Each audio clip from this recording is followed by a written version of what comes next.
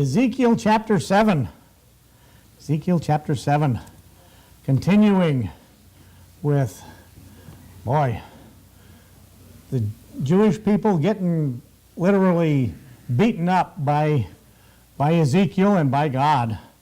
And we kind of, last week, verse 10, behold the day, behold it is come. Like I said, the doomsday clock is ticking down. The day has come. The morning is gone forth, and the rod hath blossomed, pride hath budded. And so their sin has blossomed. And another way to look at this in verse 10, the rod hath blossomed and pride hath budded. Well, this kind of refers to the whole tribe of Judah, everybody in Jerusalem, the whole people of Judah, and this can go with the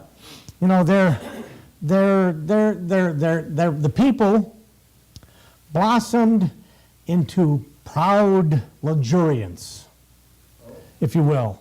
Okay, their pride is blossoming. Their sin is blossoming. That's kind of what I suggested last week. Their sin is blossoming. Their idolatry is blossoming and turning into a big flower. Say a large, gorgeous flower, but luxurious flower. They're wealthy. They're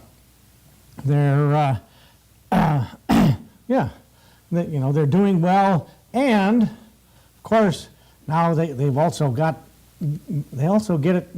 Oh, we're God's chosen people. We can't do anything wrong, right? And that pride has blossomed, and the Jews had they exalted in their national privileges, if you will, because of God. Okay? Everything, all the great and noble stuff that happened, and from Jehovah, but now Jehovah now is raising up the rod of discipline, the rod to punish wickedness. Okay? The paddle that the teachers used to use on the kids in school. I don't know, Vic's old enough to remember that. I remember, junior high at Morgan, shop teacher. I can't remember his name, but a bunch of the, No, can't remember. That might be it. I can't remember his name, but he had a paddle that he used in shop class. Yeah? You didn't want to get around it. Yeah. He for the rambunctious junior high kids.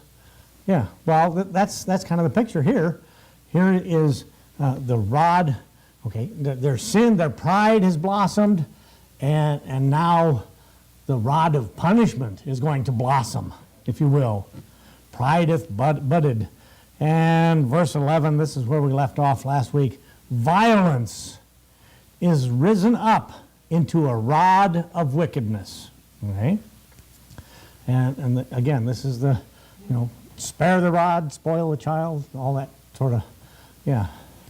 And there sure are a lot of kids around these days that could sure use a little bit of, not spoiling the rod.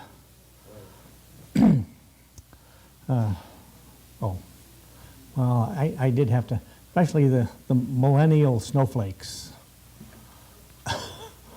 The kids that were, born in the 2000s, and they're growing up in the 2000s, and mom and dad have spoiled them rotten, so that they don't know how to do anything. they can't take care of themselves, so they're still living at home in the basement, playing video games 24/7. They can't hold a job. And they can't hold a job. They have problems, millennials. Yeah, yeah. Yep. So What are we, the baby boomers? we're baby boomers. Yeah, yeah. So anyway, so yeah, so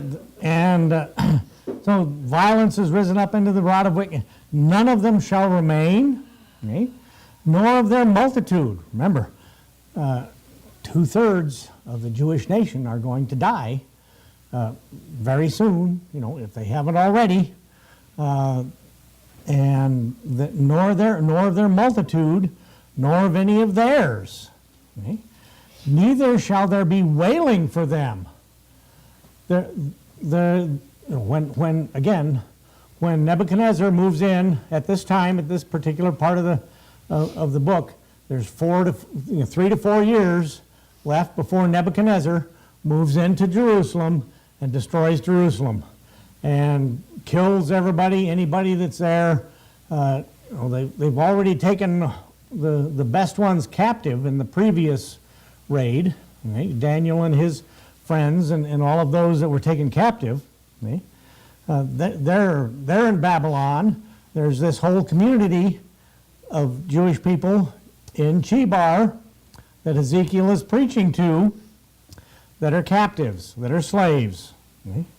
And when this is all going to happen so suddenly that they're not going to have time to even bury their dead or to mourn for them.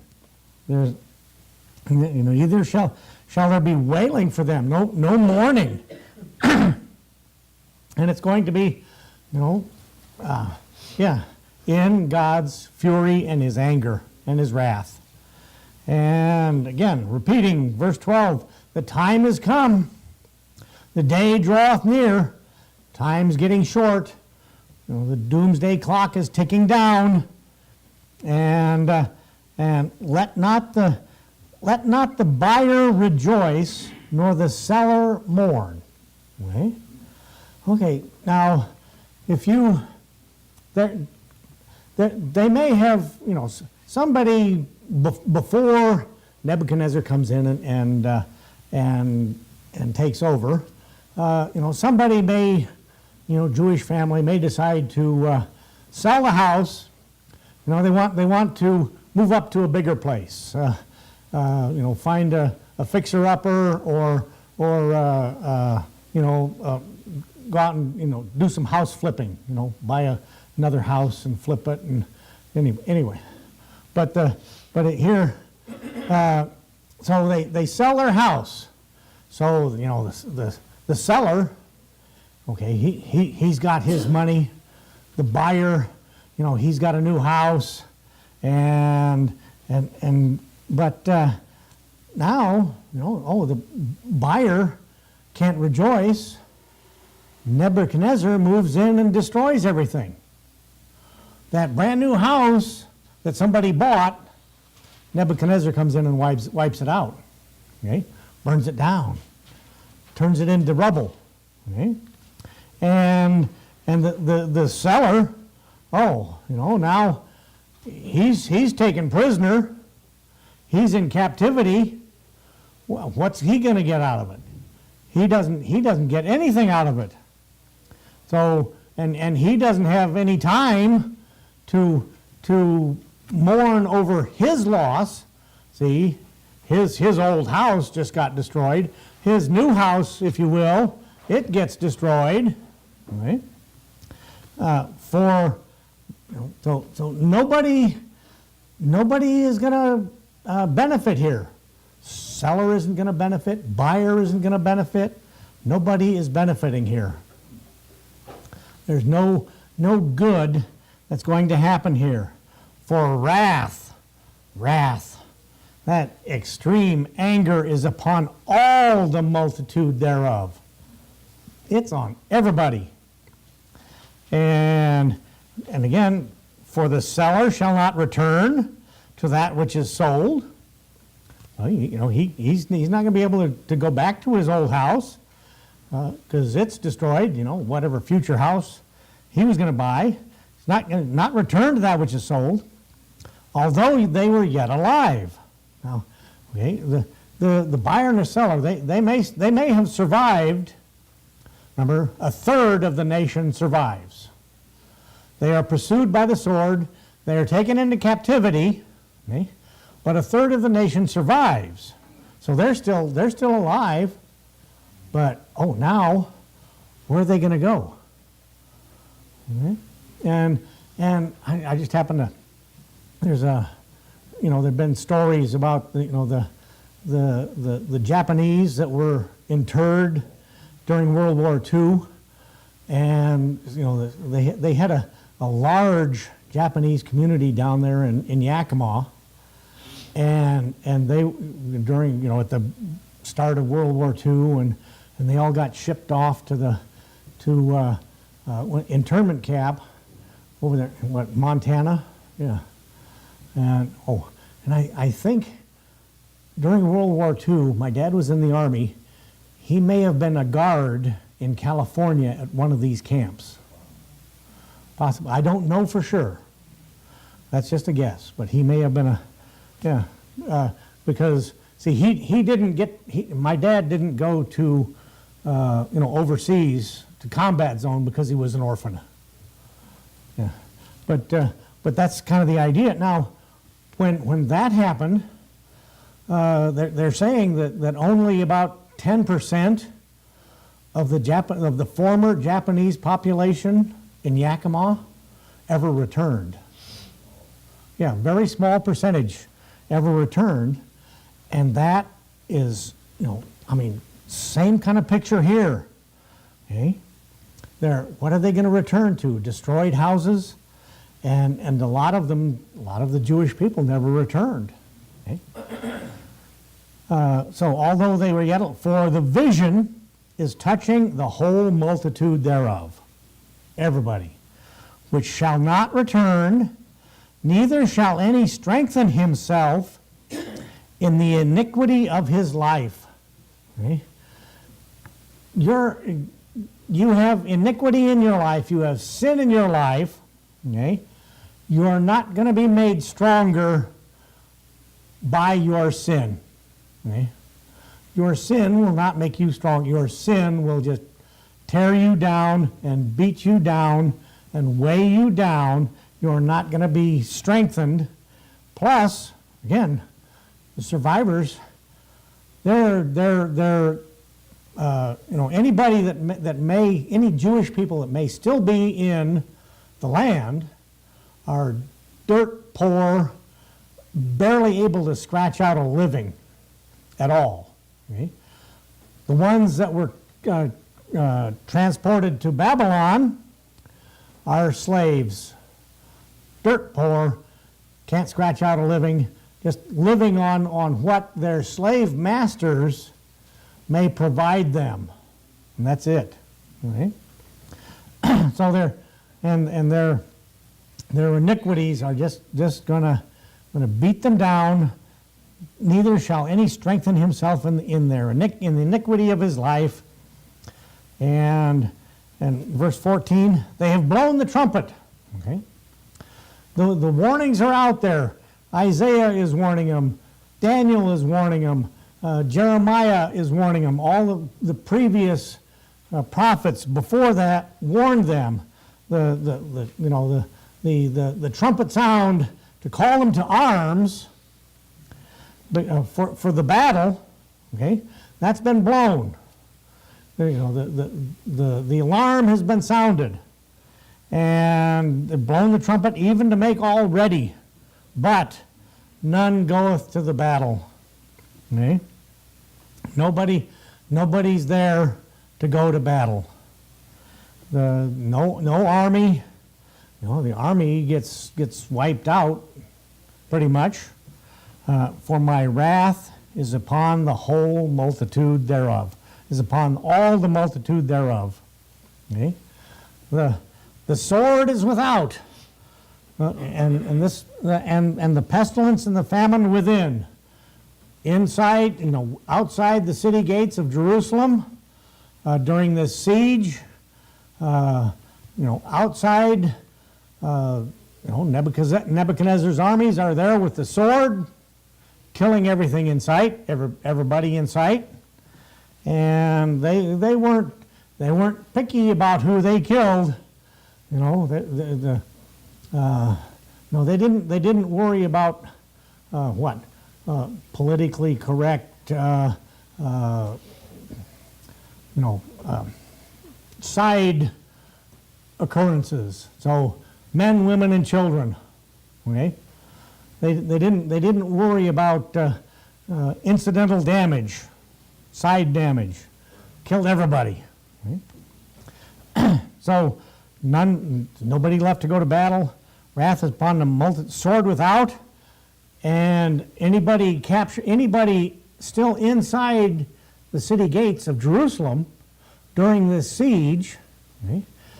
Sieges are not fun for the receivers because they are trapped inside, no food, no water. They're pretty much starved out. So disease happens, pestilence, famine happened, and the famine and let's see, pestilence, famine within. He that is in the field shall die with the sword, and he that is in the city, famine and pestilence shall devour him. Okay, but here's a little. This is, if you're looking for any glimmer of good news in Ezekiel, here is just a tiny little.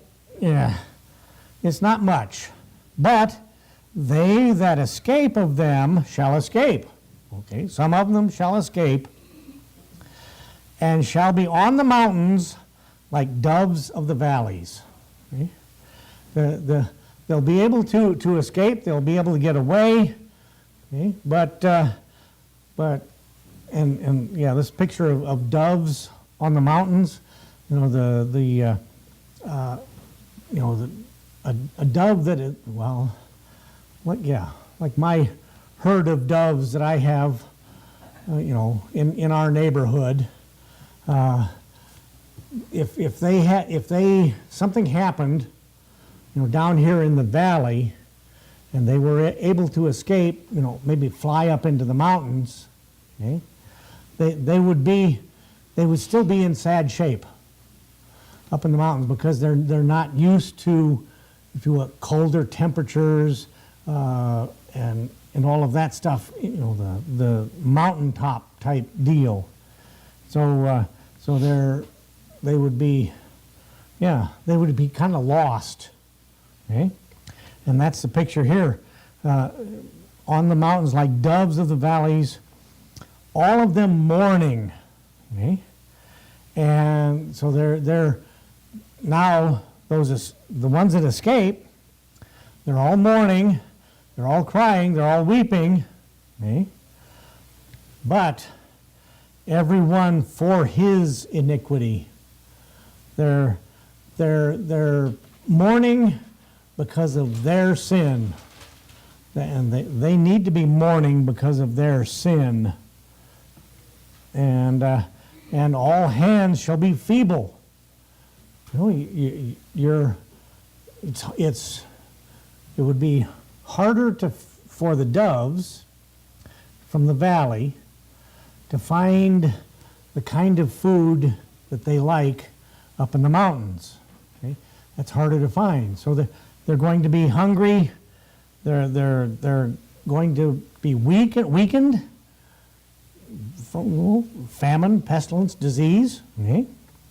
Their hands shall be feeble, and all knees shall be weak as water. Okay? Physically weak, and it's everyone for his iniquity, for their own sins that have burdened them down. They shall also gird themselves with sackcloth, okay? And horror shall cover them, and shame shall be upon all faces, and baldness upon all their heads. Okay? They're going to in. Beat you and die, huh? Yeah, there we go.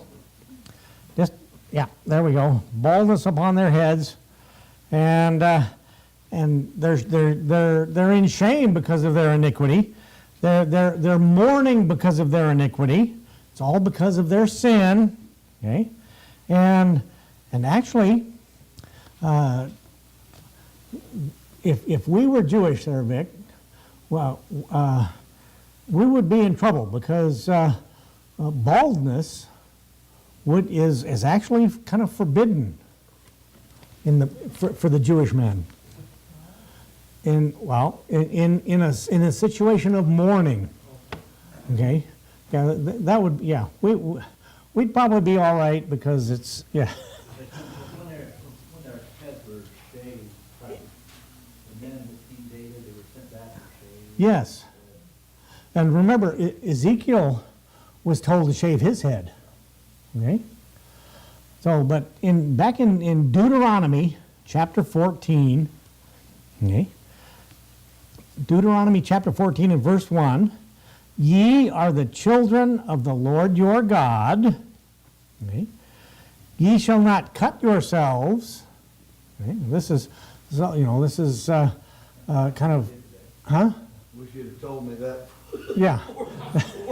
Well, this would be kind of a in some cultures, it is a kind of a show of mourning, and there's all the in some of the countries today that go around and whip themselves,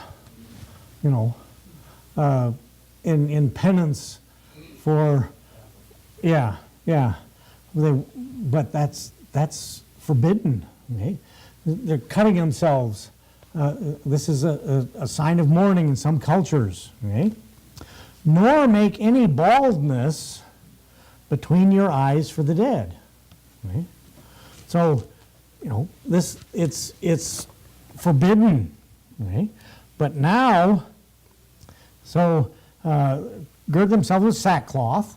Okay? Again, garb of mourning. Horror shall cover them. Shame shall be upon their faces. Baldness upon all their heads. Okay? And they would, if you will, adopt. That's what that's kind of what was going on here. They're with worshiping all these idols, they adopt the customs from the Babylonians. Some of them turned into nice little assimilated into nice little Babylonians, and they would shave their heads, like Ezekiel. Ezekiel was actually instructed to. Okay, so he did it on direct orders from God, but it was still a shame for the Jewish men to shave their heads was a shame. Okay, and a show of mourning among the people that are holding them slaves. And verse 19, maybe we better stop there. Yeah. It's time to cliffhanger there. But, okay, all their money, verse 19, goes out the window. Okay. They shall cast their silver in the streets, and their gold shall be removed. They're not going to be able to take anything, just like us. When the rapture happens and we go to heaven, then we're not taking anything with. No silver, no gold. It'll all stay here.